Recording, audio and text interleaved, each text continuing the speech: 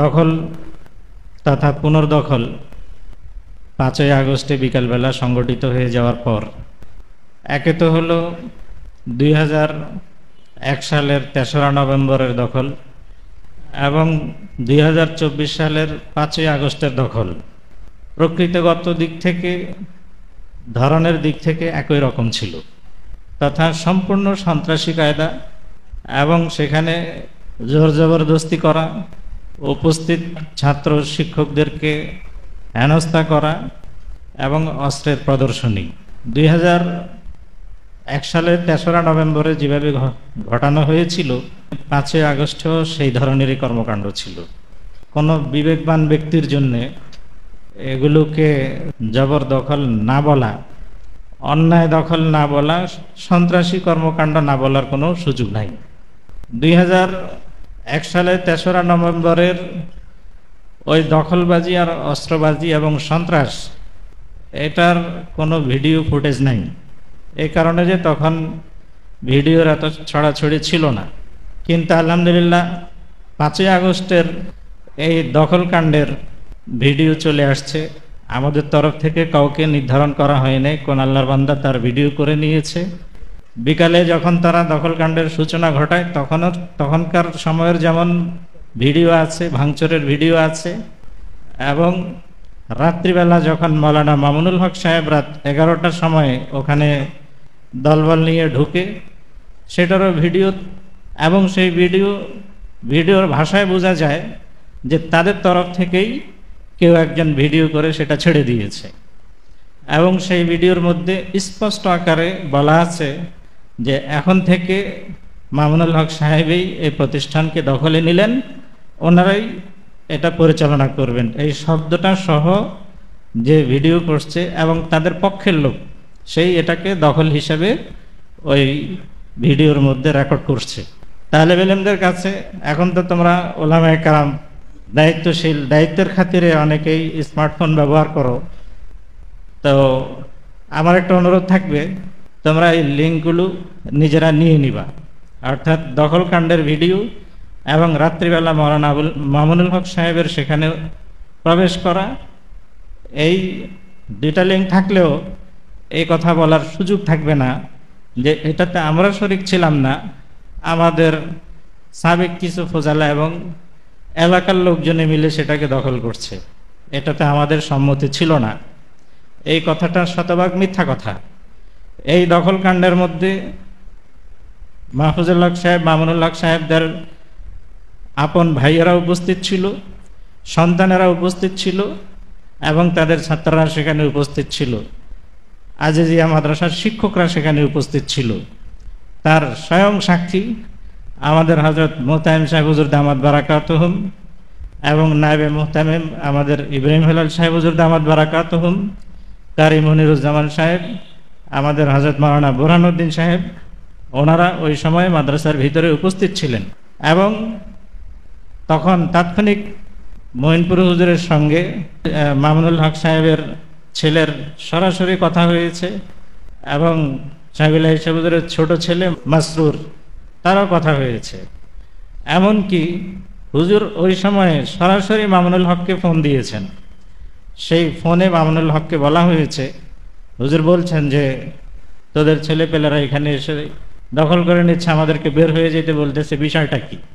তখন মামুনুল হক phone receive করছে এবং রিসিভ করে বলছে যে আমরা এখন অন্য একটা ব্যস্ততায় আছি, দখল যান হয়েই গেছে, আপনি এখন চলে যান।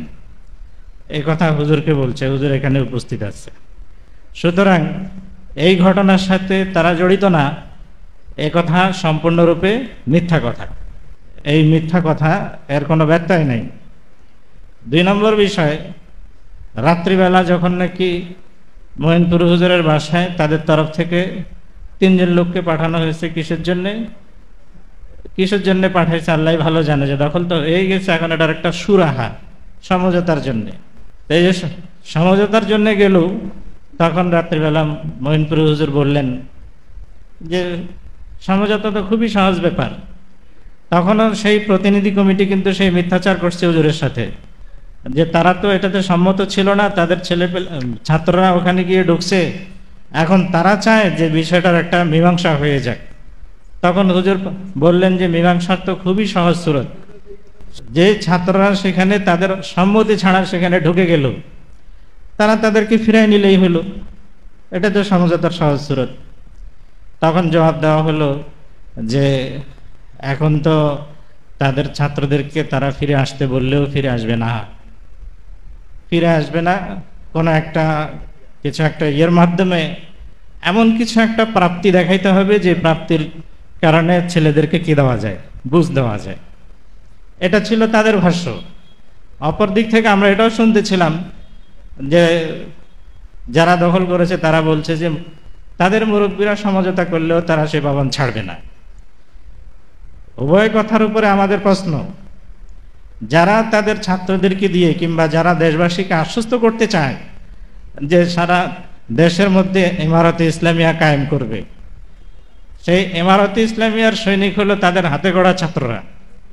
সেই ছাত্ররা তাদের কথায় হিন্দুদের মূর্তি পাহারা দিতে পারবে, মন্দির রক্ষা করতে পারবে, এই আশ্বাস জাতিকে দেওয়া হচ্ছে।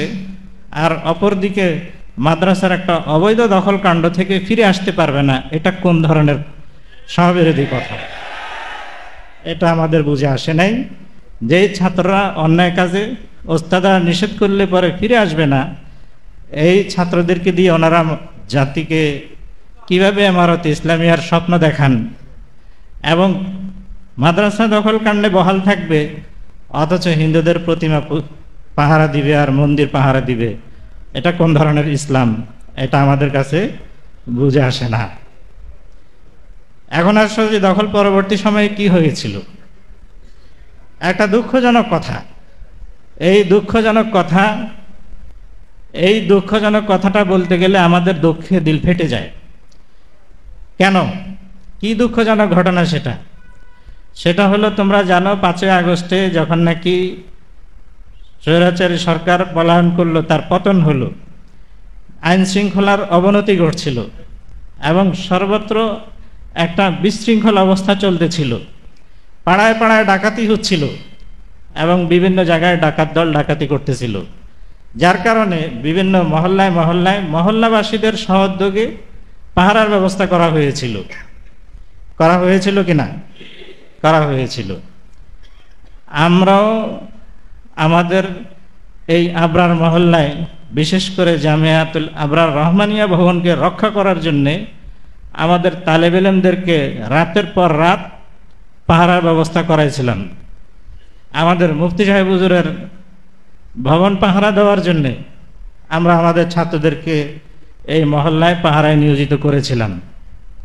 অন্যান্য মহল্লার লোকেরা তাদের মহল্লাকে পাহারা দিয়েছে রাত্রি জাগরণ করে, কিসের ভয়ে? ডাকাতের ভয়ে। আমরা কিসের ভয়ে পাহারা দিলাম?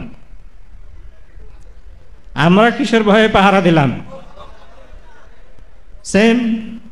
আমরা কিসের জন্য? ডাকাতের ভয়ে কি করলাম? পাহারা দিলাম। কেন পাহারা দিলাম? যে আমাদেরকে 5ই আগস্টে তারা সন্ত্রাসের মাধ্যমে ভবন দখল করে ক্ষান্ত হয় নাই, ক্রমাগত হুমকি দেওয়া হচ্ছিল যে তারা পরবর্তীতে আসবে কোথায়? আবরারে আসবে, এটাও দখল করে নিবে, মুফতি সাহেব হুজুরকে নাকি ঢাকা ছাড়া করে দিবে, এই ধরনের হুমকি দেওয়া হচ্ছিল। এবং এই হুমকিদাতা শুধু তাদের সেই সোনার ছেলেরাই নয়, বরং এই ধরনের হুমকি তাদের একদম উচ্চ পর্যায়ের কর্মকর্তাদের তরফ থেকেও বিভিন্ন সময়ে এই হুমকির শব্দ বের হয়েছিল। আমরা তাদেরকে এই ব্যাপারে, তারা যদি বলে যে এটা আমরা মিথ্যা কথা বলতেছি, তারা হুমকি দেয় নাই, তাহলে আমরা তাদের সঙ্গে মোবাহলার জন্য প্রস্তুত, যে আপনাদের তরফ থেকে এবং আপনাদের ছাত্রদের তরফ থেকে এই ধরনের হুমকি আসছে, যদি আপনাদের বুকে বল থাকে, আমাদের এই অভিযোগ যদি মিথ্যা কিংবা অবাস্তব হয়, তাহলে আসেন আমরা মোবাহলা করি, আমরা এর জন্য তৈরি আছি। তোমরা বলে দেখতে পারো যে আপনারা পারবেন, আপনারা এই অভিযোগ থেকে নিজেদেরকে দায়মুক্ত করতে, যে আপনারা আবরার দখলের হুমকি দেন নাই।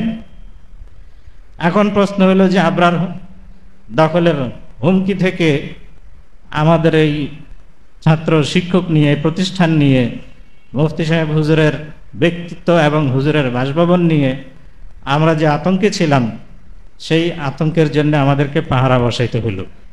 যেখানে বিভিন্ন মহল্লায় তারা পাহারা বসিয়েছিল ডাকাত দলের ডাকাতির আক্রমণ প্রতিরোধ করার জন্যে, আর আমরাও সেই একই কারণে কি করলাম, পাহারা বসালাম। কিন্তু বেশ কম ওখানকার ডাকাত দলের লেবাস পোশাক ছিল একরকম, আর এখানকার যে ডাকাতের আশঙ্কা আমরা করছিলাম তাদের লেবাস পোশাক ছিল আর একরকম। এই ছাড়া আর কোনো বেশ কম ছিল না। এবার আসো তারপরের ঘটনা কি হলো। তারপরের ঘটনা হলো সমঝোতার নাটক। যাই হোক, সমঝোতার সেই ধারাবাহিকতায় 5ই আগস্টের পরে ওনারা সেই অবস্থা যে তালগাছ আমি জড়ায় ধরে থাকলাম আর সাথে সালিশ কমিটিকে বললাম যে সমঝোতা করে দেন। এইভাবে সমঝোতা হয় না। যারা সমঝোতায়, আমাদের দুই পক্ষের মাঝখানে সমঝোতায় আশাবাদী, আমরা তাদেরকে বিনীতভাবে বলবো, আপনারা সমঝোতার চেষ্টা চালিয়ে যান, এবং সেই চেষ্টার মধ্যে প্রথম সমঝোতার জন্য প্রথম শর্ত যেটা আছে সেটা হলো ভবনের চাবি বুঝে নেন। তাদেরকে অবৈধ দখল থেকে সরে আসতে বলেন। আমরা সেখানে ঢুকবো না, আপনাদেরকে কথা দিচ্ছি, আমরা সেখানে ঢুকবো না। আপনারা যে ফয়সালা দিবেন সেই ফয়সালা যদি আমাদেরকে যেতে বলেন যাব, অন্যথায় আমরা যাব না। সুতরাং আমরা সমঝোতার নামে নাটকে বিশ্বাসী না, আমরা সমঝোতার বাস্তব সমঝোতায় বিশ্বাসী। এবার আসো তারপরের ঘটনা কি হলো। তারপরের ঘটনা হলো সমঝোতার নাটক।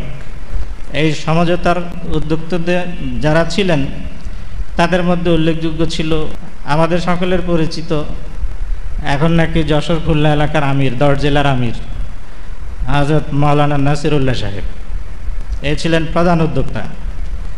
ওনার সঙ্গে ছিলেন ওনার 2 মামা। আমরা ওনাদেরকে খাঁটি বুজুর্গ মনে করি। হযরত মাওলানা আহমদ ঈসা সাহেব যাত্রাবাড়ি মাদ্রাসার নায়েবে মুহতামিম এবং মাসনা মাদ্রাসার মুহতামিম মাওলানা ইয়াহিয়া সাহেব।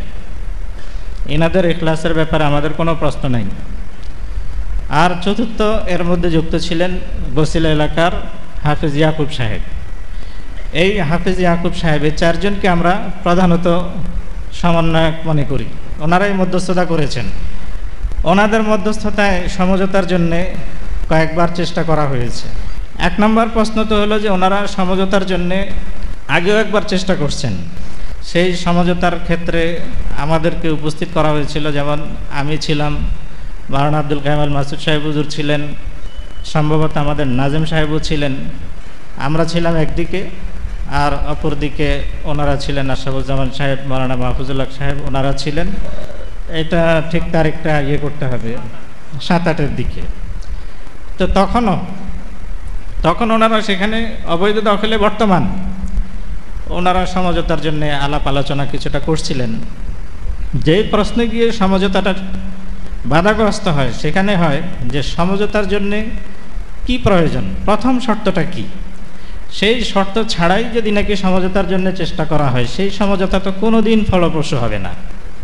কথার কথা, একটা মসজিদ, সেই মসজিদে ইমাম, মুয়াজ্জিন, খাদেমের একটা স্টাফ আছে। সেই স্টাফদের মধ্যে থেকে কর্তৃপক্ষ কোনো কারণে দেখা গেল অনিবার্য কারণে, সঙ্গত কারণে ওখানে ইমাম সাহেবকে কিংবা খতিব সাহেবকে অব্যাহতি দিয়ে দিল। দেওয়ার পরে কিছুদিন পরে এই খতিব সাহেব জানাকে অব্যাহতি দিয়ে দেওয়া হলো, উনি কোনো এক সুযোগে এসে আরও 2-1 স্টাফ নিয়ে এসে মসজিদের স্টাফ বনে গেলেন। আর বাকি যারা ছিলেন ইতিপূর্ব থেকে কমিটি কর্তৃক, পরিচালনা পরিষদ কর্তৃক নিয়োজিত, ওনাদেরকে সেখান থেকে বের করে দিল।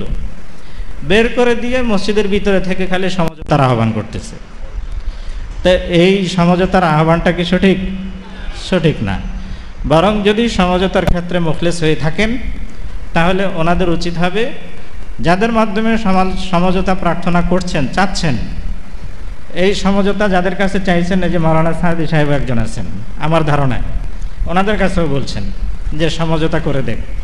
আমি ওনাকেও বলছি, আরও যে সমন্বয়ক যারা মাঝখানে ছিলেন তাদেরকে বলছি যে সমঝোতার জন্য জরুরি ছিল যে তারা ওনাদের হাতে চাবি বুঝাই দিয়া নিজেরাও সেখান থেকে দখল থেকে সরে আসবে। মাদ্রাসাটা তখন যারা সমঝোতার উদ্যোগ নিয়ে রাখছেন, যারা দায়িত্ব নিয়েছেন, তাদের হাতে থাকবে। এরপরে যারা এই সালিশ কমিটি সমঝোতা করতে চাচ্ছেন, তারা দুই পক্ষের দাবি দেওয়া গ্রহণ করবেন, শর্ত শরায়েত দেখবেন, দেখার পরে যেটাকে তারা বাস্তব মনে করবেন এবং ন্যায্য মনে করবেন সেই অনুযায়ী ফয়সালা দিবেন, এবং যাদের পক্ষে ফয়সালা যাবে তারা সমঝোতা কমিটির পক্ষ থেকে চাবি নিয়ে সেই ভবনে ঢুকবে। এটাই তো কথা, নাকি? এটা কখনোই করা হয়নি। এমনকি 2021 সালে 19 জুলাই যখন নাকি ম্যাজিস্ট্রেটের চিঠি পাওয়ার পর ওনারা ম্যাজিস্ট্রেট আসার আগেই যখন চলে যাচ্ছেন, তখনও যেই মেইন গেটের মধ্যে তালা লাগায় দিয়া ওনারা ভিডিও বার্তা দিলেন, সেখানে ছিল যে আমরা সর্বজন শ্রদ্ধেয় আলেম, ব্যাফাকের চেয়ারম্যান, সভাপতি, আমরা যাত্রাবাড়ির হুজুরের হাতে চাবি বুঝিয়ে দিব এবং উনি যে ফয়সালা করবেন সেটাতে রাজি হব। এই কথা বলে কিন্তু চলে গেলেন। মোটামুটি মর্ম এরকম ছিল। এখানে যখন ম্যাজিস্ট্রেট আসলো, ম্যাজিস্ট্রেট যাত্রাবাড়ি হুজুরের নাম্বার নিয়ে যাত্রাবাড়ি হুজুরের সঙ্গে যোগাযোগ করলো, আপনার কাছে চাবি দিয়েছে কিনা? হুজুর বললেন আমার কাছে কোনো চাবি টাবি আসে নাই। মানে শুধু খালি ভিডিওর মধ্যেই সীমিত ছিল, এখানকার এই বক্তব্যের মধ্যেই সীমিত, অন্যথায় যাত্রাবাড়ি হুজুরের কাছে চাবি কিন্তু দেওয়া হয় নাই। তার আগের রাত্রে কিংবা তার আগের রাত্রে 2-1 রাত্র আগে আমরা শুনেছি গহরডাঙ্গার রুহুল আমিন সাহেব এবং বসুন্ধরার মার্কাজ শায়েখ জাকারিয়ার মুফতি মিজানুর রহমান সাইদ সাহেবের মাধ্যমে ওনারা আমিরুল উলামার কাছে গিয়েছিলেন যে এটার একটা ফয়সালা হোক। তখনও তো ওনাদের কাছে চাবি হস্তান্তর করতে পারত, চাবি দিয়ে আসে নাই তো। আর ছড়ানো হয়েছে যে যাত্রাবাড়ির হুজুরকে নাকি তারা কি করছে, সমঝোতার জন্য বলছে, যাত্রাবাড়ির হুজুর আমাদেরকে ডাকছে, আমরা সাড়া দেই নাই। কথাটা সম্পূর্ণরূপে মিথ্যা। যাত্রাবাড়ির হুজুরকে তারা এই ধরনের দায়িত্ব দিয়েছে বলে আমরা জানি না, আর আমাদের পক্ষকে ডাকা হয়েছে এটা তো মোটেও না, মোটেও না। যাই হোক, সমঝোতার সেই ধারাবাহিকতায় 5 আগস্টের পরে ওনারা সেই অবস্থা যে তালগাছ আমি জড়ায় ধরে থাকলাম আর সাথে সালিশ কমিটিকে বললাম যে সমঝোতা করে দেন। এইভাবে সমঝোতা হয় না। যারা সমঝোতায়, আমাদের দুই পক্ষের মাঝখানে সমঝোতায় আশাবাদী, আমরা তাদেরকে বিনীতভাবে বলবো আপনারা সমঝোতার চেষ্টা চালিয়ে যান, এবং সেই চেষ্টার মধ্যে প্রথম সমঝোতার জন্য প্রথম শর্ত যেটা আছে সেটা হলো ভবনের চাবি বুঝে নেন। তাদেরকে অবৈধ দখল থেকে সরে আসতে বলেন। আমরা সেখানে ঢুকবো না, আপনাদেরকে কথা দিচ্ছি, আমরা সেখানে ঢুকবো না। আপনারা যে ফয়সালা দিবেন সেই ফয়সালা যদি আমাদেরকে যেতে বলেন যাব, অন্যথায় আমরা যাব না। আপনারা সমঝোতা করেন, দেখেন এই শর্ত পূরণ করে কিনা। কি সমস্যা? কোনো সমস্যা আছে এই শর্ত পালন করতে? আমরা তো ওনাদের হাওলা করে দিলাম। যাত্রাবাড়ির হুজুর এই গত রফিকুল্লাহ সাহেব যেদিন ইন্তেকাল করলেন তার পরের দিন বেফাকের খাস কমিটির মিটিং হয়েছে অক্টোবর। তো এই 9 অক্টোবরে খাস মজলিস হলো। সেই খাস মজলিসে আমরা শুনতে পারছি যে মধুপুরের পীর সাহেব হুজুরের প্রস্তাবে সেখানে একটা সাব কমিটি করা হয়েছে এই জামিয়া রহমানিয়ার মামলাকে নিষ্পত্তি করার জন্যে। সেই সাব কমিটিতে 7 সদস্য বিশিষ্ট কমিটি, যাত্রাবাড়ির হুজুর আছেন, মধুপুরের পীর সাহেব হুজুর আছেন, সাজিদুর রহমান সাহেব আছেন, তারপরে মুসলিউদ্দিন রাজু এবং মুফতি সাহেব হুজুর, আর আছেন হলেন ওবায়দুর রহমান খান নদভী এবং আছেন মৌলানা মাহফুজুল্লাহ সাহেব। এই সাব কমিটি, মুফতি সাহেব হুজুর এবং মাহফুজুল্লাহ সাহেব তো ওনাদেরকে রাখা হয়েছে 2 প্রতিষ্ঠানের নুমাইন্দা হিসাবে। আর বাকি যারা আছেন আমরা তাদেরকে পরিপূর্ণভাবে তাদের উপরে আস্থাশীল। আমরা এখনও বলি যারা সমঝোতার চান, উদ্যোগ নিচ্ছেন, এই বসিলা এলাকাবাসী হোক কিংবা আমাদের এই সাবেক ফজলারা হোক, আপনারা বলেন যে আপনারা ওই সাব কমিটির হাতে চাবি বুঝাই দিয়ে আসেন। বেফাকের সেই সাব কমিটির হাতে চাবি বুঝাই দিয়ে আসেন। বুঝাই দিয়ে আসার পরে 2 পক্ষ থেকে বয়ান নেন এবং 2 পক্ষ থেকে তাদের কি শর্ত শরায়েত এবং তাদের কি দলিল দস্তাবেজ আছে সেগুলো পর্যবেক্ষণ করেন। করার পরে জামিয়া রহমানিয়া থেকে আমি এবং আমাদের মোতায়েন সাহেব এখানে উপস্থিত আছে, আমরা নিশ্চয়তা দিয়ে কথা বলছি, সাব কমিটি যে সিদ্ধান্ত দেয় সেই সিদ্ধান্ত আমরা মেনে নিব। সুতরাং আমরা সমঝোতার নামে নাটকে বিশ্বাসী না, আমরা সমঝোতার বাস্তব সমঝোতায় বিশ্বাসী। দেশের অন্যান্য উলামায়ে কেরামদের কাছে এই পয়গাম আপনারা পৌঁছায় দিতে পারেন যে সমঝোতা প্রস্তাব জামিয়া রহমানিয়ার থেকে প্রত্যেককে দায়িত্বশীল বানায় দিতেছি।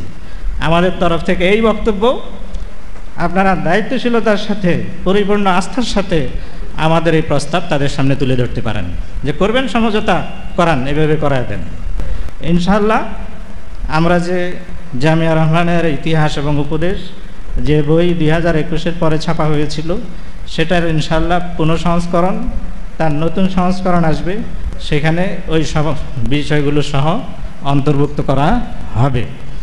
সেখানে যে সমঝোতার কথা বলা হয়েছিল সেই সমঝোতার প্রতি শ্রদ্ধা পোষণ করে, যদিও সেখানে সেই প্রথম শর্তই ছিল না, কিন্তু তারপরেও সেই সমঝোতার প্রতি আগ্রহী হয়ে আমাদের দুই মুরব্বী এবং সেখানে আমি ছিলাম, আমাদের হাজারী সাহেব ছিলেন, মানিকগঞ্জি হুজুর ছিলেন, আমরা সেই সমঝোতার ডাকে সাড়া দিয়ে গিয়েছিলাম। খুবই সুন্দর আলোচনা হয়েছিল। তাদের আলহামদুলিল্লাহ উপস্থিত এবং সামনাসামনি আচার ব্যবহারের খুবই নৈপুণ্যতা আছে। সেই হিসেবে আমরা মনে করছিলাম যে সেদিনই ফাতা হয়ে গেছে, মানে সমঝোতা হয়েই গেছে। আমগো আবেগে একদম কেন্দ্রে দিতে মনে চাইছিল, কিন্তু পরে দেখলাম যে কিছুই না, কিছুই হলো না। কি ছিল সেই সমঝোতার আহ্বানের সময় আমাদেরকে বলা হইল যে তারা ওখান থেকে দুঃখ প্রকাশ করবে আপনাদের সামনে, মুরব্বী হিসাবে আপনাদেরকে সবসময় পাইতে চাইবে, আপনাদের সারপরস্তি চাইবে, আপনারা যেন সব কিছু ভুলে তাদেরকে ছাত্র হিসাবে আপন করে নেন, আর তারা আপনাদেরকে মুরব্বী হিসাবে আপনাদেরকে মাথায় নিয়ে নেবে, আপনাদের পরামর্শে চলবে। এর দ্বারা বাংলাদেশের আলেম সমাজে বিশাল এক কী হবে, একটা শান্তিপূর্ণ, একটা সমঝোতাপূর্ণ একটা পরিবেশ তৈরি হবে। জামিয়া রহমানিয়া এবং মুরব্বীদের তত্ত্বাবধানে দেশব্যাপী খ্যাতমতের পরিধি অনেক বেড়ে যাবে, এই কথা বলা হয়েছিল। কিন্তু যখন সেখানে যাওয়া হলো, দেখা গেল সমঝোতার জন্য যে প্রস্তাব, এই প্রস্তাবগুলো দেওয়া হচ্ছে কি ধরনের উদ্ভট প্রস্তাব আপনারা চিন্তা করেন। 4টা প্রস্তাব দেওয়া হয়েছিল। এই 4টার মধ্যে প্রথমটা ছিল, 1 নম্বর ছিল যে এই 3 প্রতিষ্ঠান তথা জামিয়াতুল আবরার, জামিয়া আজিজিয়া এবং রহমানিয়া, 3টা এখন থেকে একই কর্তৃপক্ষের অধীনে অর্থাৎ পরিচালিত হবে। আমাদের মুফতি সাহেব মঈনপুরী হুজুর বললেন যে 3টা যদি একই সাথে চলতে পারত তো তাহলে তো আর সেই এত কাহিনীই হইতো না। কিভাবে সম্ভব? তোরা করস মাঠের রাজনীতি, যে বিষয় নিয়ে দ্বন্দ্ব সেটাতে তো আছোছি তোরা, আর আমরা এই সমস্ত রাজনীতি, ছাত্রদেরকে রাজনীতিতে ব্যবহার করা, এইসব বিষয়কে আমরা ক্ষতিকর মনে করি। এখন কেউ রাজনীতি প্রিয় আর কেউ এই প্রচলিত রাজনীতির সাথে সম্পৃক্ত না, এটাকে ক্ষতিকর মনে করে। তাহলে এই 2 মেজাজ নিয়ে একসাথে এই প্রতিষ্ঠানগুলো কি করে চলবে? গেল এটা। 2 নম্বর প্রস্তাব করা হলো যে জামিয়াতুল আবরারের তত্ত্বাবধানে চলবে এই কর্তৃপক্ষ, আর আজিজিয়া আলাদের তত্ত্বাবধানে চলবে। ভবনটা চলবে হলো যৌথ কর্তৃপক্ষের তত্ত্বাবধানে। সেটাও ছিল একই রকম প্রস্তাব, আগেরটার মতোই, যে এই 2 কর্তৃপক্ষ যৌথ কর্তৃপক্ষ কিভাবে চালাবে, এটা সম্ভব না। তো 3 নম্বর আসলো কি প্রস্তাব? 3 নম্বর প্রস্তাবটা আরও হাস্যকর। এই প্রস্তাব কি করে দেয় আমাদের বুঝে আসে না। 3 নম্বর প্রস্তাব ছিল যে এই ভবন এক পক্ষ ব্যবহার করবে, আরেক পক্ষ দাবি ছেড়ে দিবে।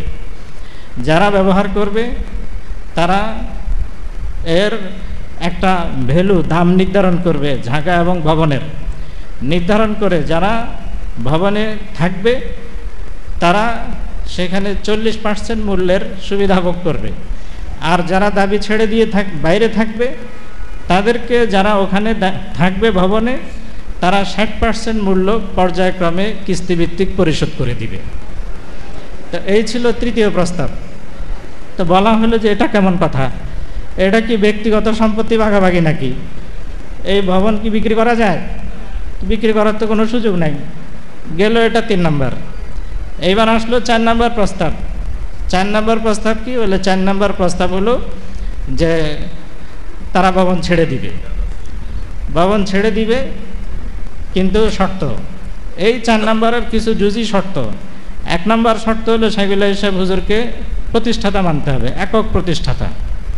2 নম্বর হলো শাইখুল সাহেব হুজুরের ব্যাপারে আমাদের কর্তৃপক্ষ অতীতে সময়ে সময়ে যে ইয়েগুলো সিদ্ধান্তগুলো নিয়েছে সেই সিদ্ধান্তগুলো প্রত্যাহার করতে হবে। 3 নম্বর শর্ত ছিল শাইখুল সাহেব হুজুরের ব্যাপারে এই তরফ থেকে যে অসম্মানজনক শব্দগুলো ব্যবহার করা হয়েছে সেগুলো প্রত্যাহার করে নিতে, এগুলোর জন্য দুঃখ প্রকাশ করতে হবে।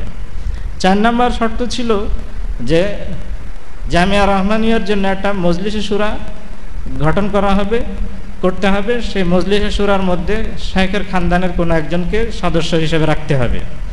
5 নম্বর শর্ত ছিল জামিয়া রহমানিয়াকে তাইসির থেকে নিয়ে উপরের সকল জামাত সহ পূর্ণাঙ্গ জামিয়া হিসেবে পরিচালিত করতে হবে। 6 নম্বর শর্ত ছিল 2021 সাল থেকে নিয়ে 1 সাল থেকে নিয়ে 21 সাল পর্যন্ত এই 20 বছরে আমরা যখন সেখানে ছিলাম না, ওই সময়ে সেখানে যারা শিক্ষাপ্রাপ্ত হয়ে ফাজিল হয়ে বের হয়ে গেছে তাদের সনদ এবং প্রত্যয়নপত্র আমাদের তরফ থেকে দিতে হবে। আমরা এই 6টা শর্তের মধ্যে থেকে এগুলো বলা হয়েছে যে এগুলো তোমরা লিখিত দাও, লিখিত দেওয়ার পরে সেগুলোর আমরা বিবেচনা করে জবাব দিব। প্রথম শর্ত ছিল শাইখুল সাহেব হুজুরকে একক প্রতিষ্ঠাতা হিসেবে স্বীকার করা। আমরা গঠনতন্ত্র এবং যেই গঠনতন্ত্র শাইখুল সাহেব হুজুর নিজে তৈরি করাইছিলেন মাওলানা ইসহাক সাহেবকে দিয়ে, খেলাফত মজলিসের নায়েব আমির এবং সাবেক কীভাবে জানি মন্ত্রী ছিলেন উনি, ওই মন্ত্রী সাহেব ওনাকে দিয়ে লেখানো এবং সেটা জয়েন্ট স্টক কোম্পানি থেকে পাস করানো রেজিস্টার্ড গঠনতন্ত্র। সেই গঠনতন্ত্রের 3য় পাতায় উল্লেখ আছে যে এই প্রতিষ্ঠানের প্রতিষ্ঠাতা হলেন 10 জন। এই 10 জনের নাম এখানে দেওয়া হয়েছে। 10 জনের মধ্যে হাজী আব্দুল মালিক সাহেব হলেন 1 নম্বর, 2 নম্বর হলেন শাইখুল সাহেব হুজুর। শাইখুল সাহেব হুজুরের পদবী সেখানে শায়েখ হিসাবে তিনি কি আছেন? প্রতিষ্ঠাতাদের অন্তর্ভুক্ত আছেন। আমাদের তরফ থেকে বলা হলো যে যদি এখন প্রতিষ্ঠাতাদের কোনো তালিকা দিতে হয় তাহলে হুজুরের হাতে গঠিত সেই গঠনতন্ত্র অনুযায়ী আমরা এখানে 10 জনের নাম দিয়ে একটা প্লেট তৈরি করব, বোর্ড তৈরি করব। এই বোর্ড যেখানে স্থাপন করার কথা তোমরা বলো সেখানে স্থাপন করে দেওয়া হবে। বাইরের গেটে বলো বাইরে, আর ভিতরে দপ্তরে বলো ভিতরে, কিংবা উভয় জায়গায় বললে উভয় জায়গায় কি করে দেওয়া হবে? স্থাপন করে দেওয়া হবে। কিন্তু এককভাবে শাইখুল সাহেব হুজুরকে প্রতিষ্ঠাতা হিসেবে লেখার কিংবা দেখানোর সুযোগ নাই, আইনগতভাবে নাই, এবং সেই গঠনতন্ত্র হুজুরের হাতে তৈরি করা। 2 নম্বর ছিল যে হুজুরের ব্যাপারে যে সকল সিদ্ধান্ত নেওয়া হয়েছে সময় সময় কমিটি কর্তৃক, এগুলোকে প্রত্যাহার করা। আমাদের তরফ থেকে জবাব দেওয়া হয়েছে যে এগুলো তো যারা সিদ্ধান্ত নিয়েছেন তারাও আজ দুনিয়াতে নাই, এবং যার ব্যাপারে সিদ্ধান্ত নেওয়া হয়েছে তিনিও আজ দুনিয়াতে নাই। আর 2 নম্বর হলো এগুলো কিভাবে প্রত্যাহার করবে, এর বাস্তবতাটা কি এবং এটার ফলাফলটা কি, এটা আমাদের বুঝে আসে না। তোমাদের কি বুঝে আসে? কিভাবে প্রত্যাহার করবে? আমরা বললাম যে এগুলো সিদ্ধান্তগুলো প্রত্যাহার করতে হলে তো যেসব প্রেক্ষিতে সিদ্ধান্ত নেওয়া হয়েছে সেগুলোও কি করতে হবে? প্রত্যাহার করতে হবে। তো সেই প্রেক্ষাপট প্রত্যাহার করা যখন সম্ভব না, তাহলে সেই প্রেক্ষিতে নেওয়া সিদ্ধান্ত কি প্রত্যাহার করা সম্ভব? সম্ভব না, অসম্ভব কথা। 3 নম্বর ছিল হুজুরের ব্যাপারে অসম্মানজনক কথা বলা হয়েছে। তখন আমরা বললাম যে হুজুরের ব্যাপারে অসম্মানজনক কথা বলা হয়েছে। 1 নম্বর তো হলো যে হুজুরের ব্যাপারে অসম্মানজনক কথা আমাদের দায়িত্বশীল মুরব্বীদের তরফ থেকে কখনো বলা হয় নাই, অবাস্তব কথা কোনোদিন বলা হয় নাই। এটা চ্যালেঞ্জ, তোমরা মনে রাখবা। যারা এই অসম্মানজনক কথা কিংবা হুজুরদের পক্ষ থেকে বেয়াদবি করার কথা বলে তাদের কাছ থেকে লিখিত নিবা যে হুজুরদের কি অপরাধটা কি, কোথায় অসম্মানজনক কথা বলছে এবং কোথায় অমূলক কথা বলছে, সেগুলো লিখে দেন। আমরা জামিয়া রহমানিয়ার মুরব্বীদের কাছ থেকে সেগুলো লিখিত জবাব না আপনাদেরকে দিব। দায়িত্ব নিতে পারবা? যেই আপত্তি করবে তাদের কাছ থেকে নিবে, এটা বলে লিখিত দেন। এমনকি মাওলানা মাহফুজ সাহেব এবং মামুনুল হক সাহেব, ওনাদের কাছ থেকেও যদি লিখিত আনতে পারো আমরা আরও খুশি হব। তার মানে হলো সারা দেশের দায়িত্বশীল ওলামায়ে কেরামদের কাছে আমাদের পক্ষ থেকে কারণ দর্শানোর জন্য আমরা প্রস্তুত। আমাদেরকে শোকজ করা হোক, আমাদেরকে শোকজ করা হোক, আমরা সেই শোকজের জবাব দেওয়ার জন্য কি আছি? প্রস্তুত আছি। এখন রয়ে গেল, আমরা বললাম যে শুধু আমাদের মুরব্বীদের তরফ থেকে বা আমাদের তরফ থেকে অসম্মানজনক শব্দ ব্যবহার করা হয়েছে, তো আমাদের মুরব্বীদের ব্যাপারেও তো কী করা হয়েছে, অসম্মানজনক শব্দ ব্যবহার করা হয়েছে। একটু আগে যে তোমরা মামলার আরজি পড়লা, সেই আরজিতে কি সম্মানজনক শব্দ ব্যবহার করা হয়েছে মঈনপুর হুজুরের ব্যাপারে, মুফতি সাহেব হুজুরের ব্যাপারে? এই যে আরেকজন সদস্য আছেন কারি মুজাফর সাহেব, এনারা 7-8টা ককটেল ফাটাইছে ভয়ভীতি প্রদর্শন করার জন্য ওই মাদ্রাসার গেটে গেছে। ওগুলো মিথ্যা কথা না? তো এইসব অসম্মানজনক শব্দ, তো এগুলো তো প্রত্যাহার করতে হবে। দুঃখ যদি প্রকাশ করতেই হয় তাহলে দুই তরফ থেকে প্রকাশ করতে হবে। আমাদের এই জবাবটা ঠিক ছিল? ঠিক ছিল। তারপরে আসো 4 নাম্বার বলছিল যে মজলিসে শুরায় তাদেরকে একজন সদস্য হিসেবে রাখতে হবে। আমরা বললাম যে হুজুরের উপস্থিতিতে প্রতিষ্ঠাকালীন সময়ে গঠিত গঠনতন্ত্রের মধ্যে মজলিসে শুরার কোনো কথা নাই। এই গঠনতন্ত্রের মধ্যে এখন যদি আমরা মজলিস শুরা গঠিত করতে যাই তাহলে কি লাগবে? সাধারণ পরিষদে, পরিচালনা পরিষদ থেকে সাধারণ পরিষদে প্রস্তাব আসতে হবে এবং সেই প্রস্তাব সাধারণ পরিষদে গৃহীত হইতে হবে। তারপরে যদি হয় এমনভাবে, তাহলে আমরা ওনাদের পরিবারের কোনো একজনকে, তারা যাকে মনোনীত করবে তাকে সদস্য হিসেবে নিব ইনশাআল্লাহ। ঠিক আছে জবাব? তারপরের প্রস্তাব ছিল জামিয়া রহমানিয়াকে তাইসির থেকে নিয়ে শেষ পর্যন্ত পূর্ণাঙ্গ জামিয়া হিসেবে পরিচালনা করা। বললাম একদম সহজ কথা, এখানে আমাদের ভবিষ্যৎ পরিকল্পনা এটা আছে যে এই প্রতিষ্ঠানকে একেবারে শুরু থেকে শেষ পর্যন্ত পূর্ণাঙ্গ সব জামাত এখানে কি করা হবে? চালু রাখা হবে। 6 নম্বর প্রস্তাব ছিল তাদের ওই ছাত্রদের সনদ এবং প্রত্যয়নপত্র। বলছে খুবই সহজ কথা, তারা যার ব্যাপারে সব প্রত্যয়নপত্র দিতে বলবে এখান থেকে প্রত্যয়নপত্র দিয়ে দেওয়া হবে। এই যে তাদের প্রস্তাবগুলোর আমরা জবাব দিলাম, সেই জবাবে কোথাও কি অযৌক্তিকতা আছে? কোনো অযৌক্তিকতা নেই। কিন্তু এরপরে অদৃশ্য কারণে আর সেটা আগে বাড়ে নাই। সর্বশেষ সমঝোতা কর্তৃপক্ষ আমাদের কাছ থেকে যখন আবারও আমাদের মুরব্বীদের কাছ থেকে সময় নিয়েছিল এবং তারিখ ঠিক করে দিয়েছিল যে অমুক তারিখের মধ্যে আমরা আবার তাদেরকে নিয়ে বসবো, আমাদের মুফতি সাহেব হুজুর, মঈনপুর হুজুর ওনারা বলছেন যে অবশ্যই। এবং সেই বসা কোথায় হইতে পারে? আমাদের মুরব্বীরা আন্তরিকতা দেখানোর জন্য বলেছিলেন যে তার স্থান মুফতি সাহেব হুজুরের খানকায় হইতে পারে, তার মানে আমাদের ঘরেও হইতে পারে, কোনো সমস্যা নেই, আমরা সমঝোতায় কি আগ্রহী। আর যদি এখানে না আসে তাহলে হাফেজ ইয়াকুব সাহেবের বাসায় প্রথম বৈঠক যেখানে হয়েছিল সেখানে হইতে পারে। কিন্তু এরপরে আর কোনো জবাব আমরা সমঝোতা কমিটির পক্ষ থেকে শুনি নাই। যতবারই ফোন দেওয়া হয়, আমরা বহুবার যোগাযোগ করছি ওনাদের সঙ্গে, যতবারই ফোন দেওয়া হয় বলে যে ওনারা অমুক জায়গায় আসছে, অমুক নাই, তমুক নাই, এই সব কথা। ইতিমধ্যে এই যে সমঝোতার কথাগুলো চলতেছিল, ইতিমধ্যে এক দুঃখজনক ঘটনা ঘটল। এটা তো দখলের পরবর্তী সময় থেকে শুরু হলো। এর মাঝখানে ঘটনা কি ঘটলো যে 5 আগস্টে দখল করলো, তার মধ্যে 22 আগস্টে আমাদের কর্তৃপক্ষের তরফ থেকে নিয়ম অনুযায়ী ওয়াকফ প্রশাসনের চিঠি দেওয়া হলো যে আমাদের এই ভবন অবৈধ দখল হয়ে গেছে, এটাকে অবৈধ দখল মুক্ত করে দেওয়া হোক। কিন্তু দেখা গেল যে 28 আগস্টে ওনাদের তরফ থেকে একটা আবেদনপত্র দাখিল করা হলো, যেই আবেদনের প্রত্যেকটা লাইন শতভাগ মিথ্যা কথা, শতভাগ মিথ্যা কথা। এই আবেদনপত্রের হুবহু কপি তোমাদের এই পুস্তিকার মধ্যে স্ক্যানিং করে দেওয়া হয়েছে। কেন দেওয়া হলো? যে এটা দেখাও, দেশের আলেম সমাজের কাছে দেখাও যে এর মধ্যে কোনো লাইন সত্য আছে কিনা। এত মিথ্যা এরকম আবেদনপত্রের কি প্রয়োজন? আমরা যেদিন প্রথম বসছিলাম সেদিন দেখলাম যে মাওলানা মাহফুজুল হক সাহেব অনেকগুলো দলিল দস্তাবেজ নিয়ে একটা প্যাকেট নিয়ে আসছেন দেখানোর জন্যে। তা আমরা বললাম যে এত দলিল দস্তাবেজ থাকলে লাঠিসোঁটা নিয়ে ঢোকার কি দরকার ছিল? এগুলো নিয়ে আসলেই তো হইতো।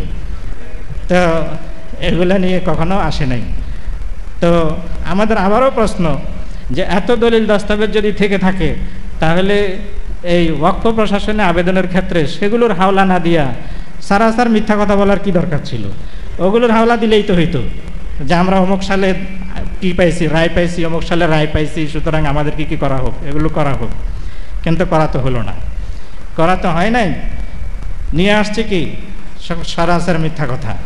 এখন তোমাদের জন্য আমরা করণীয় হিসাবে কয়েকটা কথা বলবো যে তোমরা দেশের যদি সম্ভব হয় দেশের নির্ভরযোগ্য দারুল ইফতা, বিশেষ করে যে সকল দারুল ইফতার আহলে দারুল ইফতা যারা কি করছেন আমাদের এই 2021 সালে সেখানে আইনিভাবে শান্তিপূর্ণভাবে যাওয়া নিয়ে প্রশ্ন তুলেছিলেন, তাদের কাছে প্রশ্ন করো এই ওয়াকফ প্রশাসনের আবেদন এটা দিয়ে যে এই আবেদনের প্রেক্ষিতে যারা দায়িত্ব পাইছে তারা কি অধিকার জায়েজভাবে পরিচালক হইতে পারে কি না, এবং যারা এই মিথ্যা আবেদনপত্রে স্বাক্ষর করলো এই কমিটিতে অন্তর্ভুক্ত আছে তাদের আদালত ঠিক থাকে কি না, এই মিথ্যা আবেদনপত্র থেকে যেখানে তারা দিয়েছে সেখানে আবার পাল্টা তার প্রত্যাহার করা এবং তওবা করা ছাড়া তাদের আদালত ঠিক থাকে কি না, এই প্রশ্ন তোমরা করবা। 2 নম্বর বিষয় যে সমঝোতার কথা, যেটা আগেও বলা হয়েছে যে আমরা এখনও সমঝোতার জন্য তৈরি আছি, কিন্তু সমঝোতার প্রথম শর্ত সেটা হলো যে ভবন খালি করে দিয়ে যাদেরকে এখন দায়িত্ব দেওয়া হয়েছে ব্যাপক খাস কমিটি গঠিত সেই সাব কমিটি ওই সাব কমিটির হাতে চাবি বুঝায় দেয়, এরপরে আমরা তাদের যে সিদ্ধান্ত আছে সেই সিদ্ধান্ত মেনে নিব।